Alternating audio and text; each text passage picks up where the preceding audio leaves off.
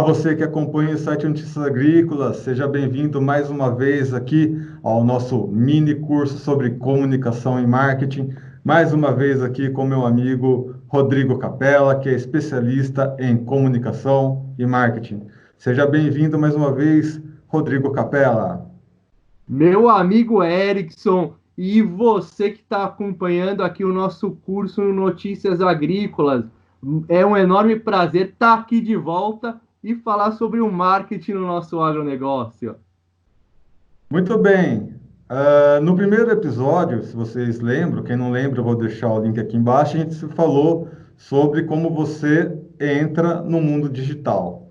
No segundo episódio, a gente trouxe aí dicas, né, sobre como entrar nas redes sociais e como entender os algoritmos das redes sociais. Se você prestou atenção desses primeiros episódios, você viu que é uma série de ações que você precisa realizar e não só realizar, mas também acompanhar cada uma dessas ações.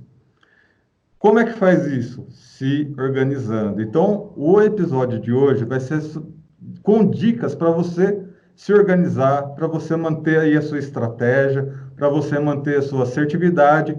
E a gente vai abordar principalmente três pontos principais aqui: funil de vendas, pipeline e CRM. A gente vai começar pelo funil de vendas porque todos dependem do funil de vendas, ou seja, a sua estratégia de vendas. Rodrigo Capella, como definir um bom funil de vendas? Meu amigo, você trouxe um ponto importantíssimo, que é a questão do funil de vendas, né? E realmente, tudo se concentra em um funil de vendas como uma engrenagem, né? A gente tem a geração de leads, que depois passa para a classificação de leads e vai indo etapa a etapa dentro de um processo de engrenagem, né?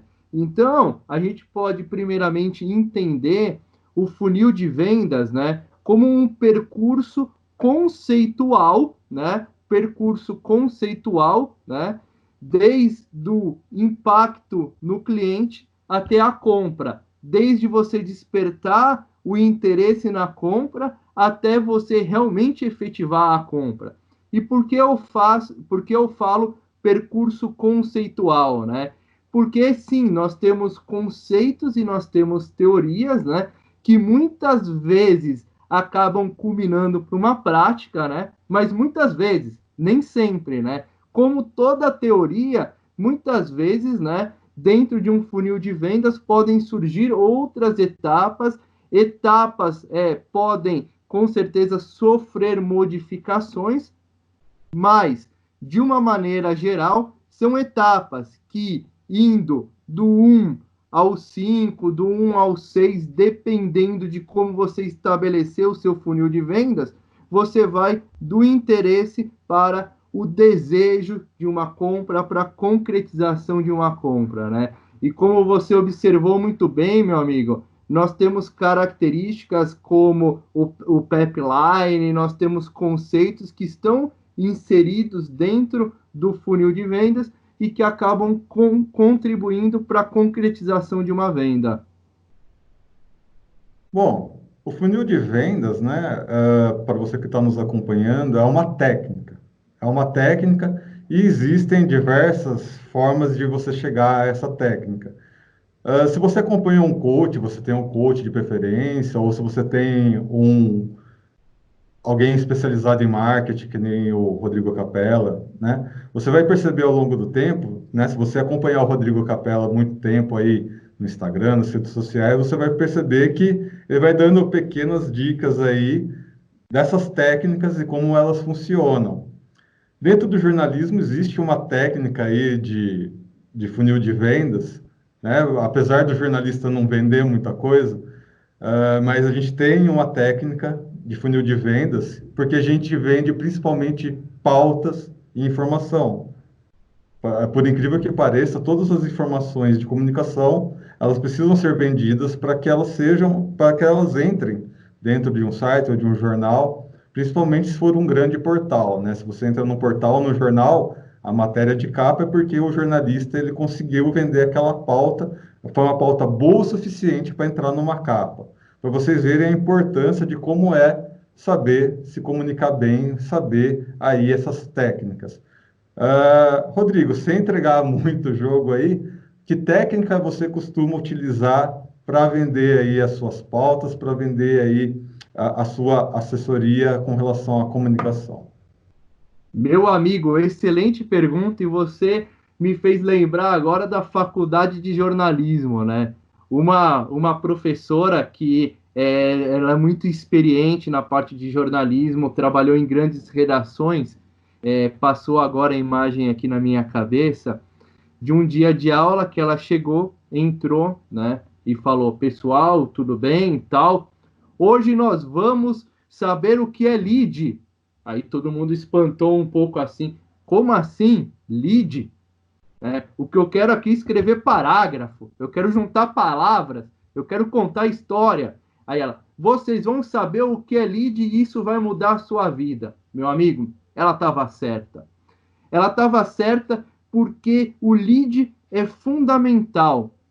O lead, a gente costuma chamar no jornalismo, né? E na assessoria de imprensa também, porque a gente escreve cada vez mais textos jornalísticos como sugestão de pauta, né? Para avaliação dos jornalistas, né? O lead é o primeiro parágrafo. É aquele parágrafo onde a gente tem, né, o resumo. O que, quando, onde e por quê. O que, quando, onde e por quê. E aí depois você vai destrinchar e escrever o como, né?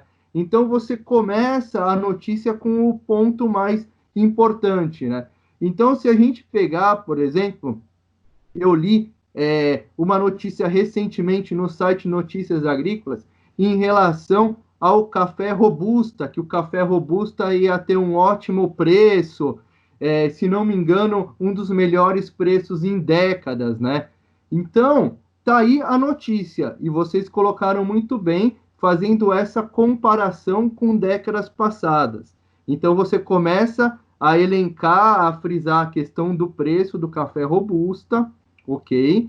Aí depois você pode explicar o que é o café robusto. O café robusta, ele normalmente não tem um bom preço, né? O café arábica tem um melhor preço do que o café robusta, mas por isso que torna a notícia muito interessante, né? E aí você pode falar que, olha, o café robusta, ele é mais resistente a pragas e doenças do que o café arábica. Mas o café arábica, ele acaba tendo o melhor preço. E aí fica o dilema do produtor rural. Eu invisto em um café robusta, que normalmente tem um menor preço, mas é mais resistente a pragas, ou eu invisto em um café arábica que vai me dar um melhor preço, que vai me dar um melhor preço, mas que também pode sofrer mais a incidência de pragas e doenças, né? Por isso, essa notícia que vocês publicaram do café robusta é interessantíssima, que pode ter aí o melhor preço dentro de um contexto que vocês colocaram muito bem em décadas. Então, tá aí a notícia, é o preço do café. E depois entra a questão do contexto. É o lead, é o impacto para o leitor. É assim que vai chamar a atenção.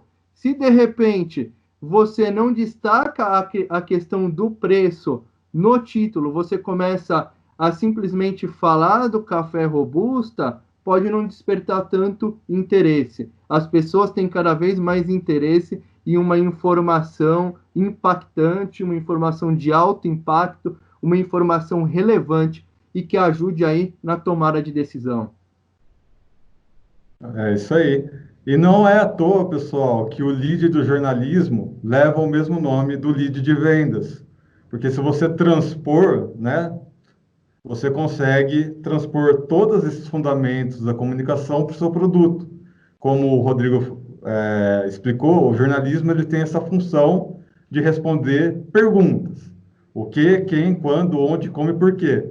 Se você transportar essas 6 perguntas para o seu produto, o que você está vendendo, para quem você está vendendo, aonde você está vendendo, como você está vendendo, por que você está vendendo, E a outra pergunta que eu quero mesmo? Esqueci.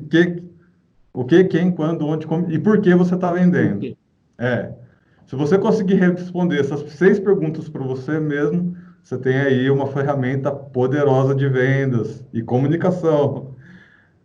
Rodrigo, definimos aí então o nosso funil de vendas, né? Conseguimos responder essas 6 perguntas. Eu sei para quem eu estou vendendo, aonde eu estou vendendo, por quê, onde, como e por quê. A partir daí, nós temos que definir o nosso pipeline. O que que exatamente é um pipeline? Excelente, meu amigo.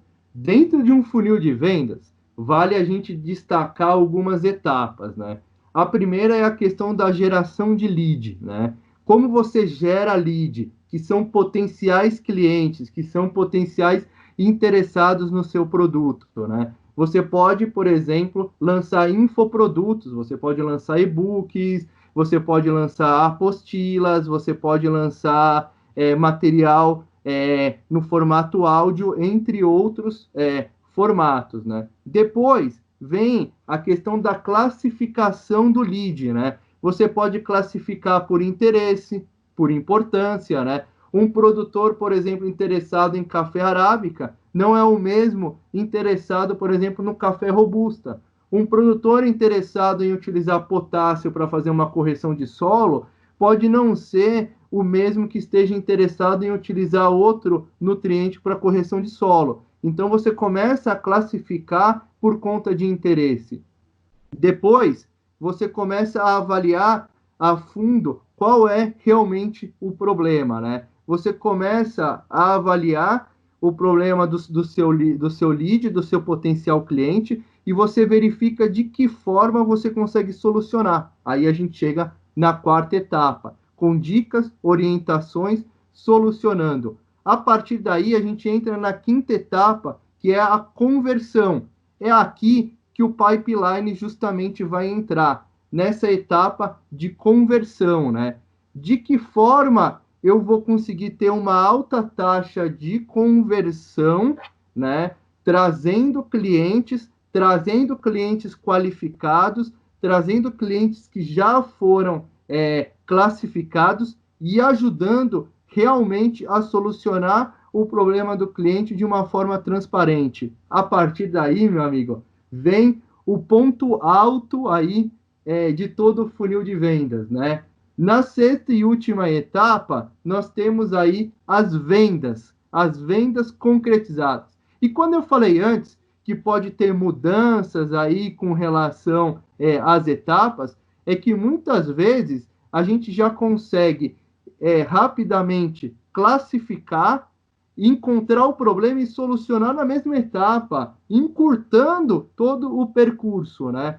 Mas o pipeline que você colocou entra aí nessa parte de conversão e ele é importantíssimo. Sem um pipeline muito bem estruturado, a gente não consegue concretizar uma venda. Muito bem. Agora definimos então, né, o seu funil de vendas e o seu pipeline.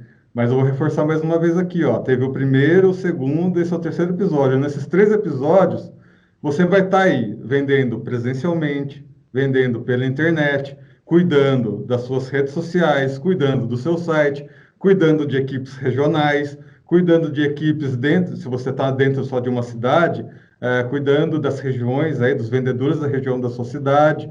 Imagina, no mínimo aí 50, 100 ações, dependendo do tamanho da sua empresa, 50, 6 ações acontecendo, não uma coisa de cada vez, mas acontecendo ao mesmo tempo.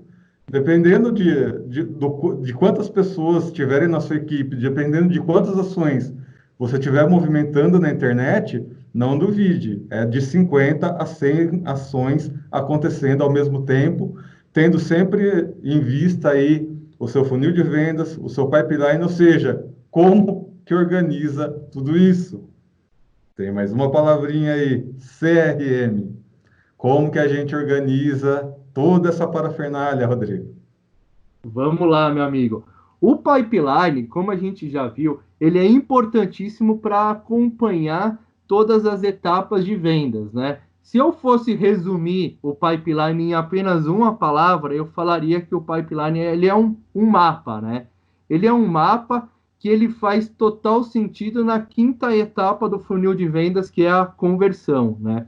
Já o CRM, ele vem muito nas etapas anteriores, né? Na questão de avaliar o problema e de propor soluções e de solucionar o problema. Por quê? O CRM ele está totalmente relacionado a relacionamento, a entendimento, a compreensão. O que é o seu cliente? De que forma ele se comporta? Eu consigo antecipar tendências, eu consigo lançar um novo produto com base em CRM, eu consigo compreender todo um cenário com base em um CRM muito bem planejado e estruturado. Então, o CRM, dentro de um funil de vendas, ele é importantíssimo e quando ele é bem utilizado, ele ajuda, sim, a ter sucesso numa venda. E eu digo mais, eu conheço muitos empreendedores que utilizam o CRM para qualquer coisa, desde adicionar contato até, isso vai vir um pouco no nosso próximo episódio, que é networking. O CRM está muito relacionado ao seu networking, porque todas as atualizações de telefone, e-mail, o que a pessoa está fazendo, o que não está, você vai atualizando ali como se fosse uma agendinha, né? E os seus colaboradores também, se adiciona ali, seus colaboradores, o que cada um está fazendo, o que cada um, qual que é a ação de cada um, o que concretizou, o que não concretizou, o que deu certo, o que não deu certo.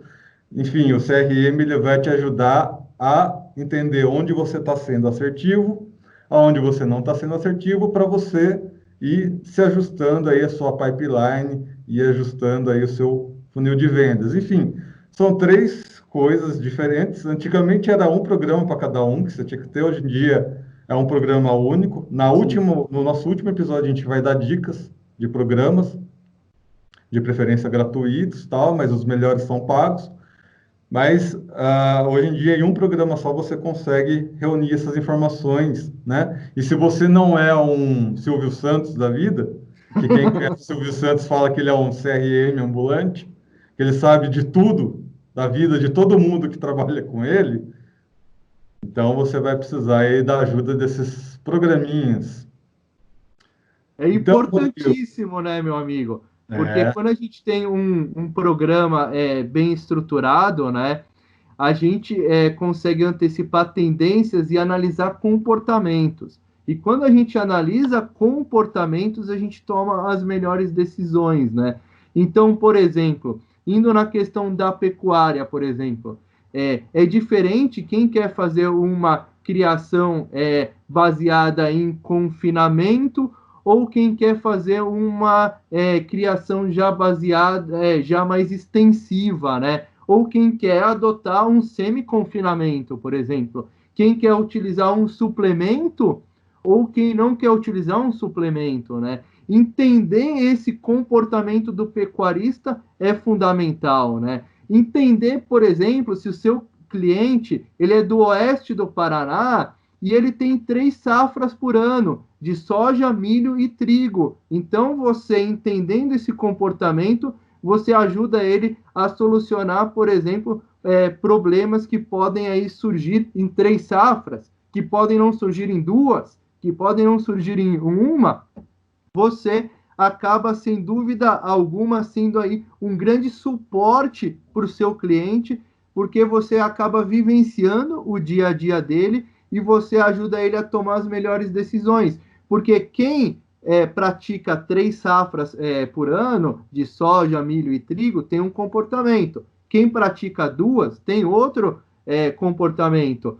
E mais ainda, quem faz 3 safras em Ubiratã é diferente de quem faz 3 safras em Nova Ubiratã. Você tem as características de solo, da propriedade, e tudo isso muito bem mapeado em um CRM, meu amigo, é uma mina de ouro. É uma mina de ouro que as empresas de agronegócio podem ter e que o nosso agronegócio pode ter. porque a gente consegue aumentar a produtividade e a rentabilidade ainda mais se a gente tem todas as informações muito bem agrupadas, né? E muitas vezes através de uma tecnologia de informação muito bem estruturada. E uma grande vantagem que eu vejo, né, nesses aplicativos, né, relacionados a pipeline, CRM, funil de vendas, é que eles são muito ágeis, com relação à experiência do usuário, que é exatamente isso que o Rodrigo falou. Tudo que o Rodrigo falou aqui, né, nós temos um produtor diferente no Rio Grande do Sul, um produtor diferente no Nordeste, um produtor diferente no Centro-Oeste. Tudo isso está relacionado à experiência do usuário e você vai se moldando a experiência de cada um deles para você definir a sua estratégia. Então, se você tem os programas, né, esses programas atuais, eles se adaptam muito bem à maioria dos aplicativos e sites, inclusive, que é onde entra essa informação que o Rodrigo está trazendo aí. Você realmente entender, né, o seu cliente, entender o seu parceiro, o seu colaborador, e trazer essas respostas para dentro, né, desse sistema e entendendo o que é a experiência do usuário. Né, Rodrigo? A experiência do usuário, especificamente, né? Como que a gente explica além disso que eu já trouxe aqui? Sensacional, meu amigo. Experiência do usuário, com certeza, é um conceito-chave dentro da comunicação e do marketing no agronegócio, né? É você oferecer um momento único e especial, verdadeiro, que realmente agregue, né? Que proporcione uma constante evolução e um constante aprendizado de uma forma explicativa e educativa do seu cliente, do seu usuário, e não simplesmente a divulgação pela divulgação, né? A partir do momento que o seu cliente, que o usuário da tua plataforma, ele tem uma experiência, é porque naquele momento ele está se engajando em uma plataforma, é porque aquela plataforma faz sentido, é porque aquele infoproduto faz sentido para ele. A partir do momento que faz sentido, ele vai ter uma total imersão e um aprendizado naquele momento, naquele conteúdo, naquele e-book, naquele infoproduto, e aquilo vai fazer a diferença.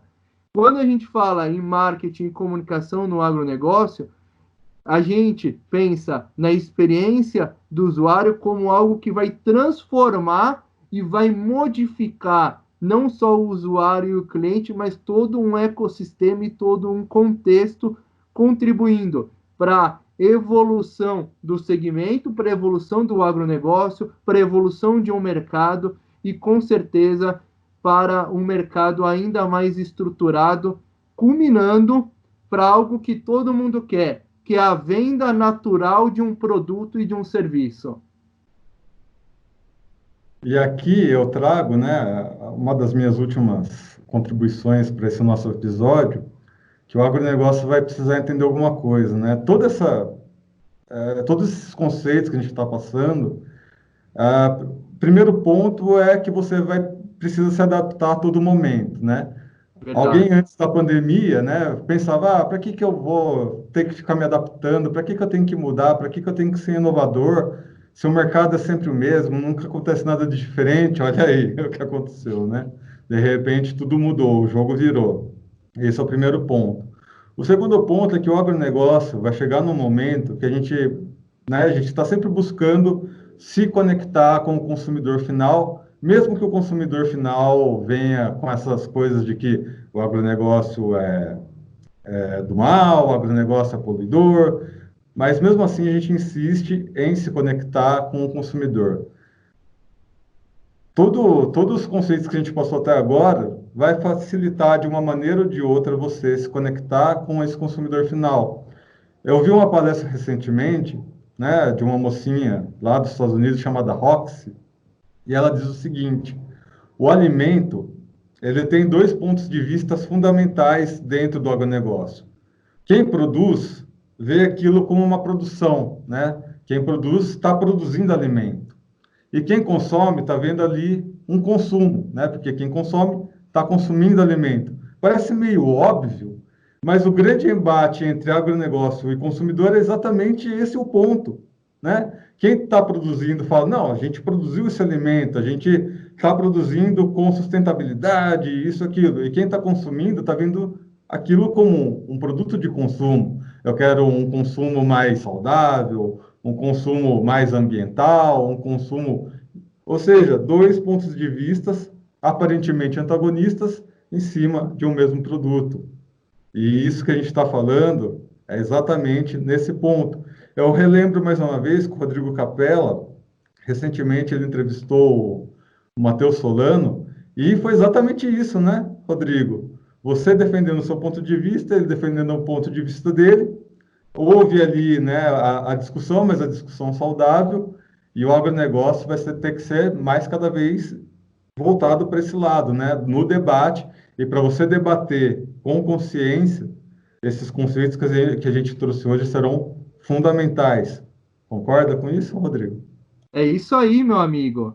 E resgatando um ponto importante da live que eu tive a oportunidade de ter com o ator e ativista ambiental Matheus Solano, em um determinado momento a gente conversou sobre a segunda sem carne. E eu quis muito entender por que que ele quis aderir a uma campanha como a segunda sem carne. Quais os objetivos, o porquê ele quis aderir a essa campanha. E ele me explicou que, na opinião dele, não faz sentido consumir carne todos os dias. E aí eu rebati para ele e falei, Matheus, o que me incomoda em uma campanha como essa, como a Segunda Sem Carne, é o rótulo. Eu entendo que eu posso escolher o meu cardápio. Eu adoro macarronada, às vezes com ou sem carne.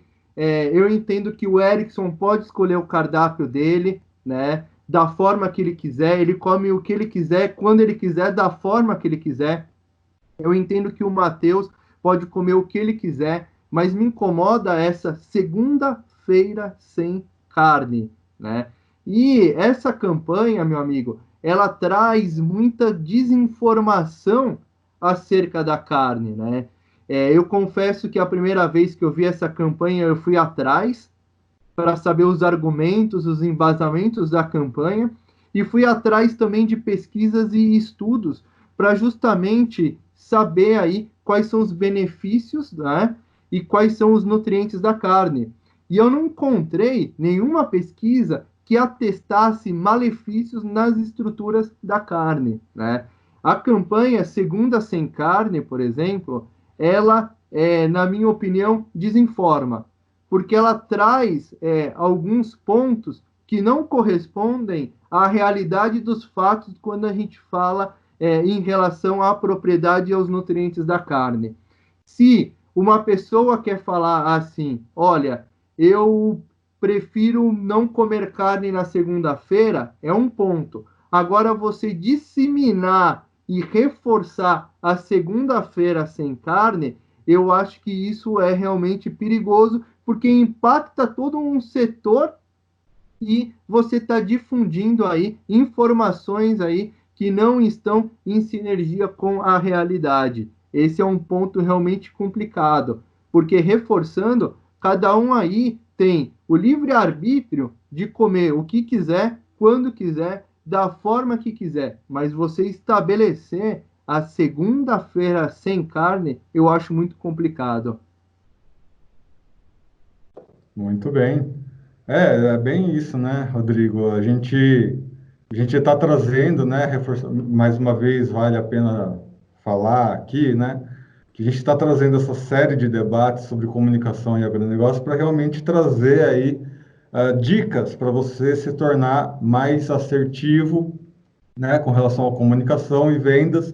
E vai chegar um momento, né, principalmente se você, como a gente estava focado aqui no setor do agronegócio, independente do setor que você trabalha, se é arroz, feijão, carne, hortifruti, vai chegar um momento aí no seu funil de vendas, né, que você vai ter que lidar com esses consumidores que a todo momento vão estar demandando coisas diferentes de você, ou vão estar todo momento. Isso não é só agronegócio, tá? Na indústria isso acontece também, né?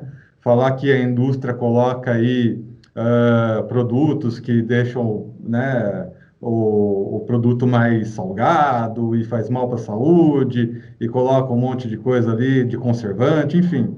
Isso está em todas as cadeias, tá? Isso não é exclusividade do agronegócio, as indústrias passam por isso também. Então, em algum momento, você vai ter que se comunicar com o consumidor final de uma maneira mais serena. Acho que essa é a grande dica, né? Não adianta você, produtor rural, ficar com raiva do ambientalista ou querer bater de frente, sendo que é ele que, no final das contas, está consumindo aí o seu produto, né? Você vai ter que realmente trazer serenidade aí para a sua comunicação esse é um dos objetivos nossos aqui, né? Para você não perder aí o seu foco, né, da sua cadeia, a gente traz essas dicas para realmente que você traga profissionais como o Rodrigo, profissionais como jornalistas, como eu, né? Que você interaja com essas pessoas, tente entender como funciona a comunicação, e esse é um dos objetivos, né? Procurar esses profissionais para estar aí do seu lado. Como você viu bem ao longo desse episódio, é muita coisa para colocar na cabeça. Não é fácil, não é para qualquer um. Precisa ter profissionais qualificados aí te ajudando a todo momento a entender essas tendências. Certo, Rodrigo? Exatamente, meu amigo. Diálogo, diálogo acima de tudo, com embasamentos, argumentos, de uma forma tranquila, porque, como você pontuou muito bem, os consumidores finais são clientes do agronegócio, os atores são clientes do agronegócio. O diálogo tranquilo, transparente, acaba se tornando muito mais eficaz. Muito bem. Bom, pessoal, um último recado aqui antes da gente finalizar, né? Para a gente abrir o nosso diálogo com você, a gente gostaria de saber a sua opinião. Você está gostando desses episódios? Vai ter um questionário, né? Algumas perguntinhas nesse episódio, né? Aqui na descrição desse episódio, com algumas perguntinhas. Se você está gostando, se você gostaria de ter mentorias, né? Com nós aqui, né? Que é uma coisa que a gente está pensando aí, vamos ver. E se você está disposto, né, a participar de mentorias personalizadas. Umas perguntinhas para você responder. Se você tem interesse, né, responde. As perguntas são livres. E então fica aí o convite para você responder essa pesquisinha rápida de 2, 3 perguntas que vai estar aqui embaixo. Rodrigo Capella, muito obrigado mais uma vez pela sua participação aqui conosco. Meu amigo, agradeço demais. Foi muito produtivo, enriquecedor. É sempre muito bom estar aqui conversando com você, meu amigo. Agradeço a quem está acompanhando a gente aí. Esse aqui é o terceiro episódio. Eu agradeço demais a oportunidade. E como meu amigo Erickson colocou, não esqueçam aí de responder as perguntas. A opinião de vocês realmente faz a diferença para a gente. Muito obrigado pela oportunidade e até breve. É isso aí. Lembrando que estamos em todas as redes sociais, então lembre-se de compartilhar esse conteúdo com seus amigos, colegas, produtores rurais, para que todos sejam os produtores rurais mais bem informados do Brasil. E no próximo episódio a gente vai trazer então um conteúdo sobre networking, né? É muito importante ter isso na cabeça. Essa conversa que a gente teve nesse episódio se complementa com o próximo, que é o networking. Como é que você faz para, né, estender aí seus bracinhos para novos mercados, né? Esses mercados que hoje em dia batem você, amanhã podem ser seus melhores amigos. Pense nisso. Até o próximo episódio. Eu sou Erickson Cunha, para o site Notícias Agrícolas. Até mais. Um abraço.